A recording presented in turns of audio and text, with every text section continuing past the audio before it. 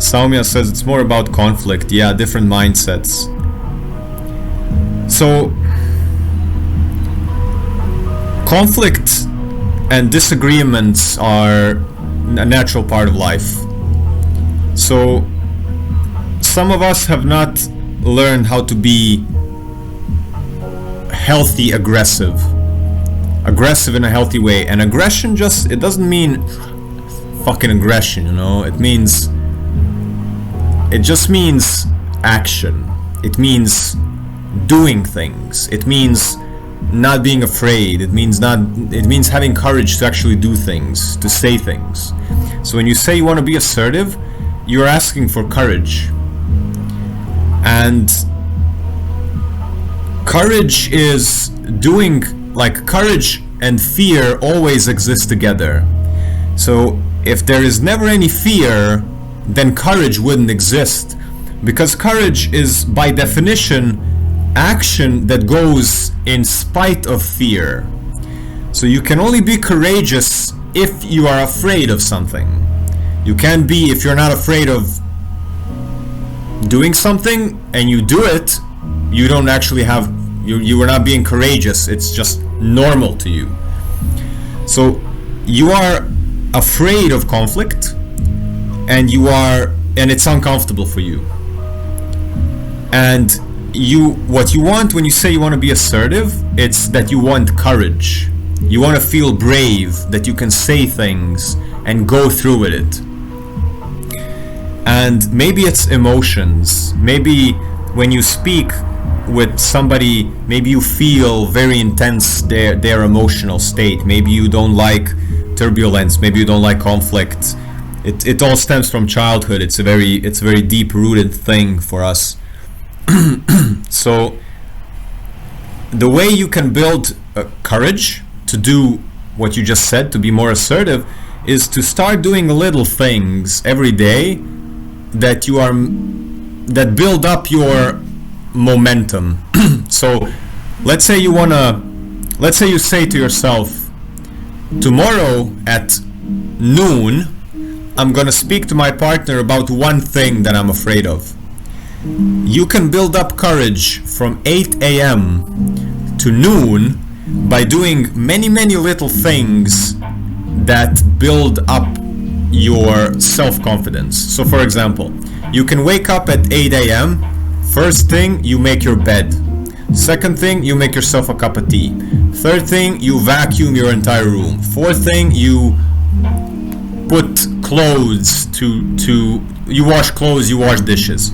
Then you do a little workout. You do a session of yoga or something. Then you go for a walk outside in society. You go for a walk, you go buy groceries, you come back. You call somebody that's a friend of yours that you don't have conflicts with. You talk to them for just 5 to 10 minutes. You do many things that they're like a little list. Oh, can I do this? Of course I can do this. Can I do this? Of course I can do this. And you go check. I did it. I did that. Nice. I did that. Nice. And by the time you hit 12, you are in momentum of, I can do what I put my mind. I can do whatever I set my mind on. And then you will have momentum of courage, of, I'm a person that gets things done. I'm a person that does action. And action is assertiveness. Action is doing things. And then that could be a little bit of momentum, so you feel better strength. And then the other thing is, you have to weigh out the fact that life is by definition uncomfortable at times, and that life is by definition sometimes suffering, and that life is by definition sometimes hard, and you have to pick what you want to be hard in your life. So right now you are choosing your relationship. So let me see what you wrote. When we are being asked to do something that we feel is emotionally draining for us, yet the other person expects this of us. So right now you're hard in your life, your uncomfortable part of your life is when you have to do the thing that somebody expects of you to do. This is what you choose for yourself to be hard. And you choose to avoid conflict, and this is where you choose for yourself to be comfortable. So you are choosing silence because silence is comfortable, and you are choosing doing the thing that you don't want to do, that the other person is pressuring you. You're choosing that part to be uncomfortable, and this is your choice. We choose everything we do in life. So this is what you choose, and you can change that by flipping it, by choosing that you want to be comfortable by not doing anything anyone expects you to do. And this is the part where you will become comfortable by choosing that the uncomfortable part is going to be saying, I'm not going to do the thing. And then resolving the entire conversation and having the entire conversation. So it's the same with my job that I said earlier. I quit my 9 to 5. I quit my 9 to 5 because my uncomfortable situation was the pace, the pressure, the energy of the people, the exchange of my time for miserable money. And my comfortable part was being able to buy shit off of Amazon, being secure in my steady pay, or maybe health insurance or both, stuff like that. And I exchanged that for being comfortable in my home, being comfortable not having to have people around me that I don't want to have, not having any time pressure to do my graphic design or my psychotherapy with people or these lives. But then my uncomfortable part was I can't buy shit off of Amazon. I have to really look how much I'm spending on food. I can't afford luxurious stuff anymore. I can't travel so much. I have to live a humble life. And that's my uncomfortable part. I have exchanged them. And there is no instance where in life it's all comfort. You can't avoid it.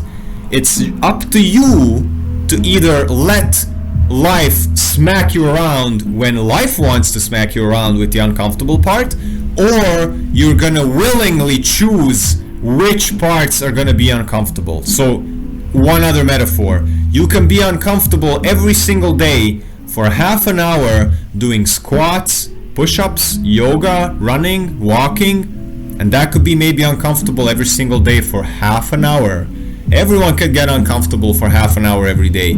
Pain, sweating, breathing, emotions, a weakness, stuck shoulders, hips. Or you can choose to be uncomfortable when you're 50 and you can't pick up your grandchild. What do you want to be? Where do you want to be uncomfortable? It's up to you. But you can't avoid it. So this is the thing. It's all up to you. It's not going to be easy.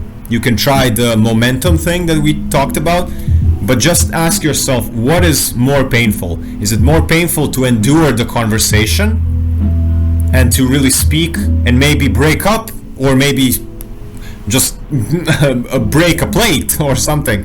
Don't kill yourself, guys. I just mean that maybe it's gonna be very uncomfortable, but at least you spoke your truth, and maybe you don't have to do things that other people expect of you anymore. So you have to choose what is more painful. What is more painful in the long run?